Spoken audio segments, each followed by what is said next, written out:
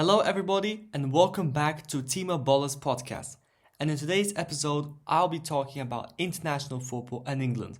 Of course, the massive news being the appointment of Thomas Tuchel as England boss. Groundbreaking news coming in just yesterday evening. So lots of stuff to talk about there. And in terms of the podcast, I do apologize for the delay this episode. Once the Premier League campaign restarts, I will be going to a more structured and systematic way of releasing episodes so that there'll be a specific day during the week, most likely Monday, where Monday evening an episode will come out covering the Premier League. This way all our audience will know when the episode comes out, so it's more systematic and it's more interesting for our viewers. So let's not waste any more time on this organizational side of things and let's get into it. Thomas Tuchel appointed until after the World Cup in 2026. We know that World Cup in America, a massive time for England to redeem themselves after the embarrassment, I guess, of the Euro 2024 campaign where we once again lost a final. So we continued on our 66-year drought of trophies where we can't win anything. So therefore, indeed, this is a big appointment. Thomas Tuchel, German manager, a Champions League winner with Chelsea, Ligue 1 winner with Paris Saint-Germain, Bundesliga winner with Bayern Munich. But ultimately, he did come short in last campaign where he finished third place with Bayern Munich, below Stuttgart and below Bayer Leverkusen. Quite a disappointing season for Thomas Tuchel. Then he left the club. It wasn't really a sacking as such. It was more like he left by mutual consent. And there were various reasons. There were some disagreements with the board. So actually about that, let's approach the question of Thomas Tuchel's appointment. And before we approach this question, let's first talk about why are we appointing Thomas Tuchel? Why? Why are we going for a foreign coach? Because the first question that so many people and so many media sources say is, why are England getting a German coach? Because apparently a lot of football fans do think it is embarrassing. It's a dark day for England that we're resorting to appointing a German manager. How embarrassing. How can we do this? It's a disgrace. Is it? Well, let's really talk about it. There are no other good English managers out there who are available. The only good English manager who is actually good at the top level is Eddie Howe, who is currently at Newcastle, and quite clearly, for some whatever reason, England could not get him. Be that him not wanting to leave, be that he has a contract and it's too expensive to get him out from there, be that he doesn't fit some criteria, but fundamentally, we can't get Eddie Howe. The other option is Graham Potter, who is currently without a job. But we all know what happened with Graham Potter in Chelsea, how he did have an embarrassing and very bad time at Chelsea, and he finished very low. He just started losing all the games despite all that team and all the talent in that team. So he could not deal with the pressure at Chelsea. He found it too much. And if anything, an England job is even more difficult than a Chelsea job in the sense that the media pressure will be insane. You will have cameras at you, you'll be attacked by journalists in press conferences. You're going to have to stand up to a lot of criticism. And what Gareth Southgate did is he kind of controlled the media. The media liked him. He put the media on his side. He was the FA guy. And that's why he actually, I wouldn't say he was immune from criticism, but I would say that certainly he did do well with the media. And that's certainly one of Gareth Southgate's talents and one of his strengths is his ability to deal with people, the media and the press. So Graham Potter's not really an option. Then we talk about Gary O'Neill, but again, you look at what he's doing with Wolves, hasn't got enough experience. Kieran McKenna, again, not enough experience. Being promoted to the Premier League should not automatically hand you the Premier League job. Other managers like Steve Cooper, again, we come to the same problem that all other England managers are simply not good enough. They are not experienced enough, they haven't got enough trophy accolades. And when England opened application for this job, one of the main criteria was a proven manager in the Premier League or in the European top leagues. So you need to have experience of being a proper manager in England or in the European competitions. So Champions League, we want a proper coach. And simply put, the best option out there was Thomas Tuchel. And I do want to start with that, because the main criticism at Thomas Tuchel is not his tactical limitations, his personality limitations. It is quite clearly the fact he's German. The biggest problem is that he is German. I don't think that's the problem. I think the problem is that we as England do not have enough good managers. Now, of course, we talk about the fact you need to raise more of your own talent. Of course we can. But the Lionesses won the Euros and they did not have an English coach. He was Dutch. All right? So let's not try to pretend like an English manager is the absolute utmost necessity. No, the main thing for us is to win. We've not won anything for 66 years.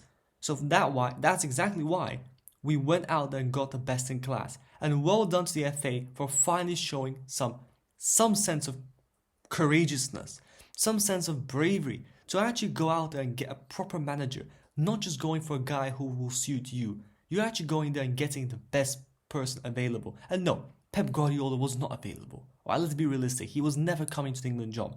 He doesn't fit the criteria, doesn't fit the personality, doesn't fit the criteria as in he's a completely different kind of coach and he would never want the England job. I don't get why would he want to go from Man City to England. That's a very, what is in there for Pep Guardiola? Arguably the best manager of this decade, of this century. Why would he just suddenly come to England, to a place where he would struggle to implement his tactics because he can't sign the players and it would be the wrong environment for him? So Thomas Tuchel, quite simply, cup competitions, he's excellent at them. He's got a fantastic win percentage in cup competitions, making him top 5 European managers behind Pep Guardiola, but still very high up the list. He's also a Champions League winner with Chelsea. We know what he's done there. He can win competitions. He can win. He's a winner. He's won cups. And for me, that's what matters. That's exactly what we needed. So well done to the FA and thank you. Now, moving on to actually, does Thomas Tuchel fit England? Let's actually analyze him in a bit more detail. So Thomas Tuchel doesn't have a very clear style of play. It is not as laid out as in he's Pep Guardiola and he does tiki-taka football, or he's Jurgen Klopp and he does gegenpressing. With Tuchel, it's a more less clearly defined style of play. It's more adaptable to where he is, which I think makes him even better for this job, because I would not necessarily want a coach for England who has a very clear style of play, because it's very difficult to incorporate and play a style of play when you can't buy players, right? As an international manager, you can't buy players. It's very different to being a club manager where you can spend hundreds of millions of pounds getting the players you want. In this scenario, it is different. You've got to work with what you've got. And that's exactly what Thomas Tuchel did when he came to Chelsea. He worked with what he had and he won the Champions League. Round of applause. What an achievement. That was actually phenomenal. Beating Real Madrid, beating then Man City in the final. Both teams were vastly superior to Chelsea. Once again, a credit to Thomas Tuchel and what he was able to do with that squad. A squad nobody would have predicted winning the Champions League. In terms of his personality, he does have a tendency to fall out with the board. He can be quite a handful. He's difficult to control. And in fact, his dismissals in the past have been largely because of that, right? A big reason why he does get sacked is he falls out with the board. He wasn't sacked from Chelsea because he lost to Victoria Pleasant. He got sacked from Chelsea because he essentially did not share the views with Todd Boehly. There were some disagreements on the club. The same thing also happened with Bayern, also happened with Dortmund, and also happened with Ligue 1, Paris Saint-Germain. So it's more complicated than as in there were tactical flaws. Of course, the footballing did fall off, and that's part of the reason why he did get sacked in some cases. I mean, obviously with Bayern, he was having a very bad season in a footballing sense. But more in a sense of player management, falling out with players, having issues with players. With Bayern, there were issues with Leon Goretzka and Joshua Kimmich. It's that problem of not being able to deal with players often and not being able to deal with the board and have a friendly and good relationship. These relationships do seem to break down after some period of time. But with the English FA, that's a risk. Of course, there's always a risk that he doesn't get along, but the fact that he's been chosen by the most careful and cautious football association tells you that clearly they had an agreement. I really doubt that the FA would go out there, appoint Thomas Tuchel to not even understand what they're getting. They know what they're getting. They know they're getting quite a handful. They know that they're probably ready and willing to give him control, to let him do what he does. Essentially, let him cook, let him do his magic and win. I think that's frankly what the FA is doing, and that's a correct strategy. I actually think that his personality will be very useful for England. We need somebody who is going to have a strong image, who is going to be powerful, who will walk into that dressing room with authority of a Champions League winner. Somebody who will walk in and assert themselves over these players in a good way. Because to have a good team, you need to have a manager who is strong. When you've got a weak manager, the players will not really necessarily believe in him.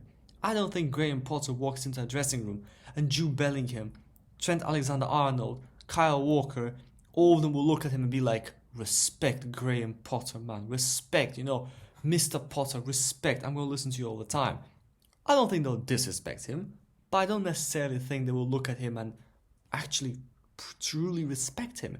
So then that obviously comes into question of what will be the results on the pitch. But with Thomas Tuchel, I certainly think there's a level of respect. I think he'll be able to control those players.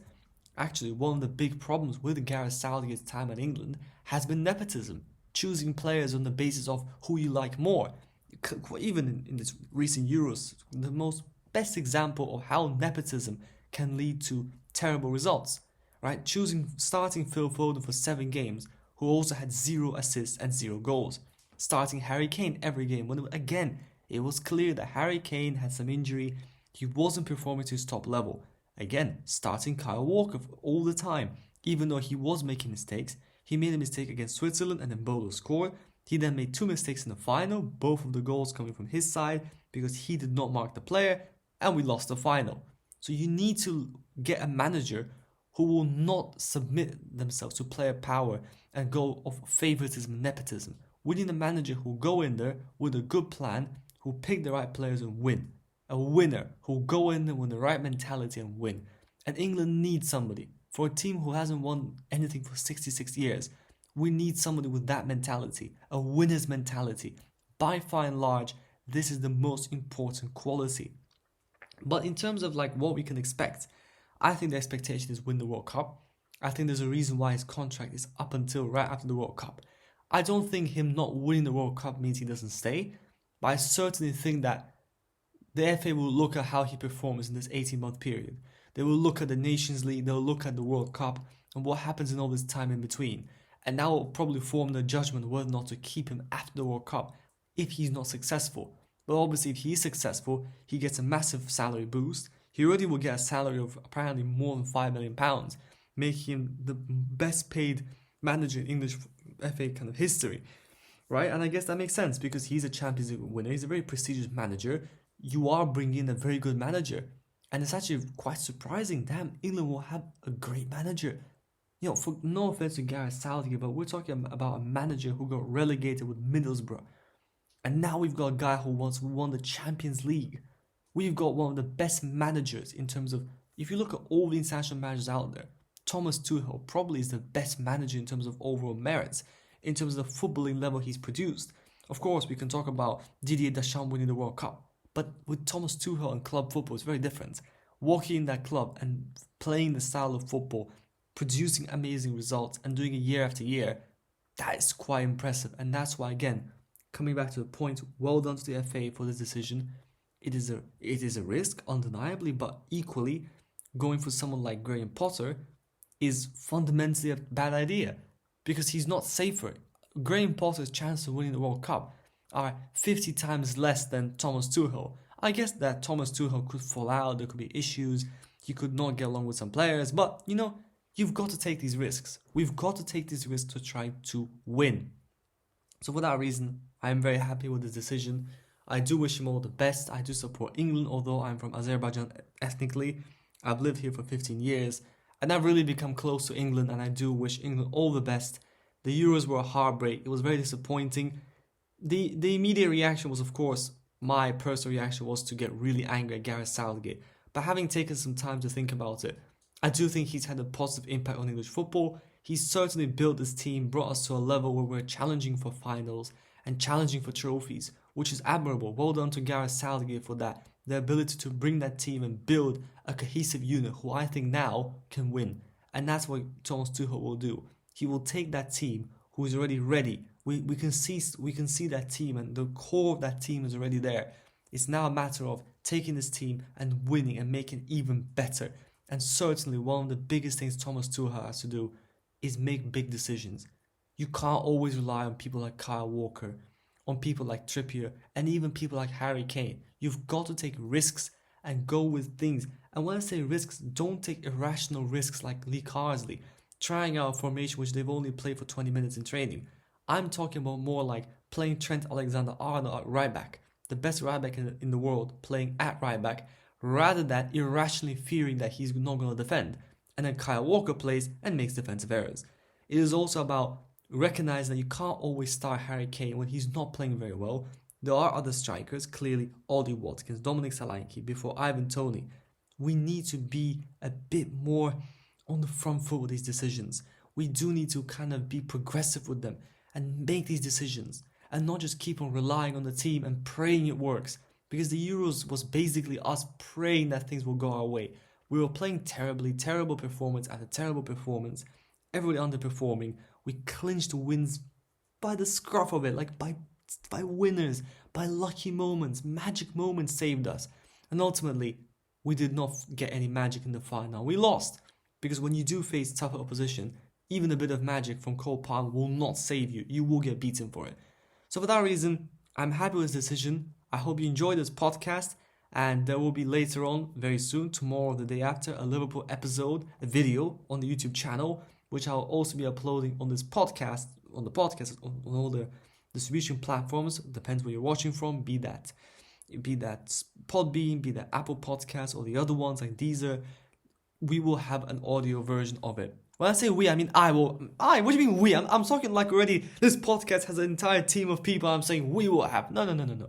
I will have a video, like an audio version of the Liverpool video, which will be uploaded to the YouTube channel today or tomorrow. I do wish you all the best. I hope you have a fantastic week and best of luck to everyone. Thank you.